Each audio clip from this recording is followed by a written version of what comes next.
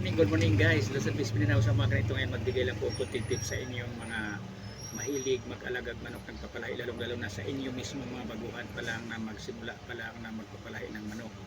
Dito sa pagmamanok natin, lagi kong sinasabi sa inyo nga iba na ang kapanahonan ngayon, dahil sa panahon natin ngayon mahal na ang mga bilihin sa ipapakain natin sa ating mga alagang manok, pati vitamins. Kaya nga dapat ang pipiliin talaga natin na mamanukin natin yung maayos naman, mahusay, magaling maglaro, para nga pag makita ang mga laro sa ating mga alagang manok, sa mamimilig manok, magustuhan nila, mabili, kumikita tayo, mayroon na maibalik na pambili natin uli o feeds, vitamin sa ating mga alagang manok, yung natitira.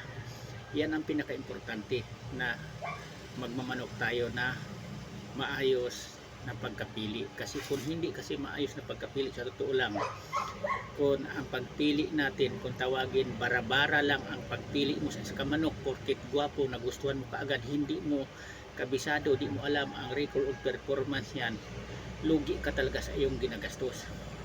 Kasi kung mapadami mo kasi ang manok na hindi mahusay, di maayos, di maganda ang record of performance, lugi ka na sa iyong ginagastos, kasi hindi masyadong mabili. Kung may bumibili man yan, ilan-ilan lang ang bumibili, tapos kung nakabili na sa iyo yan, hindi nagustuhan ang record of performance ang alagang manok, hindi na babalik sa iyo.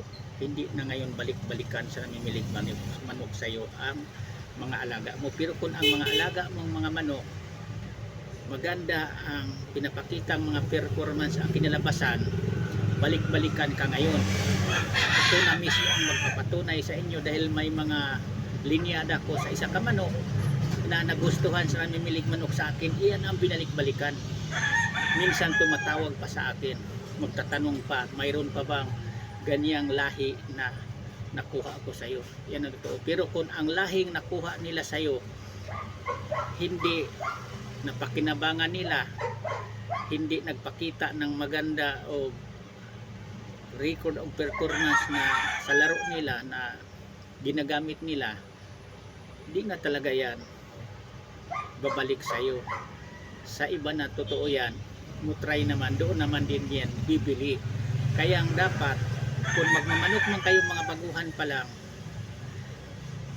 ayusin nyo na pagpili. Nasa pagpili natin, huwag kayong magpadala sa mga kwento lang, mga kwentong kali-kali, sa mga kumpare yung mga kaibigan na pinikwentuhan lang din ang kumpare mo na ito mga imported, mga winning line. Huwag kayong basta-basta magpaniwala, kasi kung nasa iyo na yan, napasubo ka na, binili mo ng mahal, kasi nainganyo ka sa mga kwentong material, pag materialis yan na quality, mga winning line, kung mapadami mo yan tapos hindi nagkatotoo, ang maipayo ko sa inyong mabaguhan pa lang, doon talaga kayo kumukuha, bumibili sa mga kilala nyo yung magmamanok na totoo talaga na pinagcha-champion niya yung mga lahi na yan. Kasi dito pagdating talaga sa industriya sa laro sa manok, sa palaran lang ito, kailangan ang manok mong gagamitin yung manok mismo din na linyada din talaga, nga totoo talagang may napatunayan ang kanilang mga lahi, maganda o record of performance. Kasi dito sa pagmamanok, performance ang usapan dito, ang binibili dito ang record of performance. Kung maganda o record of performance, yan ang binabayaran ng mahal, hindi yung kapugian o laki sa manok. Wala sa laki sa manok, sa pangatawan, sa totoo lang ang hinabol na binabayaran sa isa katao. Kung maganda o pangatawan ng isa kamanok mo, maganda ang hipos pangatawan, tapos ang mga linyada na yan maganda o record of performance, doon ka talaga kumikita. Hindi naman kalakihan ang kikitain mo ngayon sa pagmamanok, dahil mahal ang mga bilihin, pagkaig, vitamins, pero hindi ka lugi, kumikita ka kahit maliit man lang. At least kung masama-sama mo yun, kung makapagbinta ka ng marami, kahit maliit lang yan ang kinikita mo bawat isa, kung pagsama-samahin mo yan, kung sumudahin mo, kwentahin mo yan, panalo ka pa rin, kumikita ka sa iyong pagmamanok.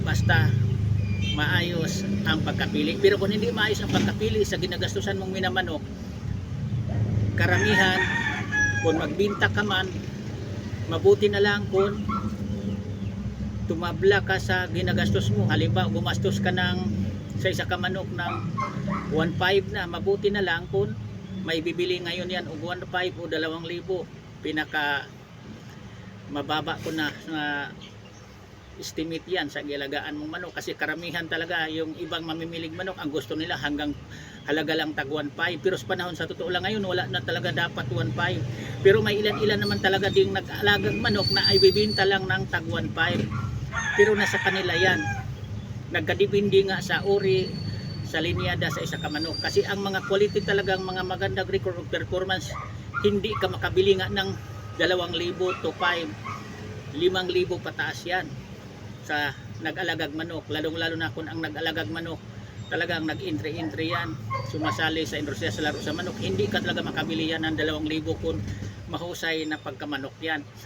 Kung makabili ka man yan ng mga tagu 1.5 na yan, tinawag budget meal, yung nag-alaga yan na hindi magmamanok, hindi magsasabong. Pero kung sa magsasabong na mga palahi niyang mga manok na piling-pili yan, hindi ka makabili ng halagang 1.5. Kung makabili man ka ng halagang 1.5, sigurado mga 4 na buwan, 5 buwan, hindi ka makabili sa istag na halagang 2,000. Yan totoo. Pinakababa sa mga istag na sa 3,500, 3,000 yan. Basta maganda na pagka-pili na linya sa kamanok sa isa kataong magmanok. Pero kung hindi magmamanok, nag-alaga lang talaga yan na ang interest niya, mapadaming manok, makapagbinta-binta siya, kumikita siya, magkaiba talaga ang mga record of performance yan ang totoo. Pero sa mamimili din talaga ng 1.5, makabili talaga sila. Pero doon sila makakuha sa hindi talaga magmamanok, hindi magsasabong na nag-alagag manok. Pero sa magsasabong na mag-alagag manok, lalong-lalo na kung ang mga manok niya, ang mga lahi na yan, mga linyadang nagustuhan mo, maganda o record, pinag-champion niya yan, hindi talaga kayo makakuha niyan dahil lamang hinayang siya dahil sa mababang presyo ibinigay mo. Kung mapagbigyan ka man niya yan ng ibang lahi, pero yung lahi talagang ginamit niyang pang personal na panglaro, malabo kang makakuha ka man yan, basta bibilhin mo sa gusto niya nga presyo nga talagang may kamahalan. Yan ang totoo dito sa pagmanok. Kayong mga baguhan pa lang, ang may advice ko sa inyo, kung magmamanok man lang kayo, dahil di basta-basta, di biro ang pagmamanok, magastos ngayon dahil mahal ang bilihin, mahal ang feeds, vitamins, piliin nyo na ang manok na mahusay, maganda o record performance. Yan ang binabasihan. Parang ang inyong mga customer na may milig manok sa inyo, babalik-balikan kayo. Yan ang totoo. Yan lang. Thank you ulit sa pagpanood po.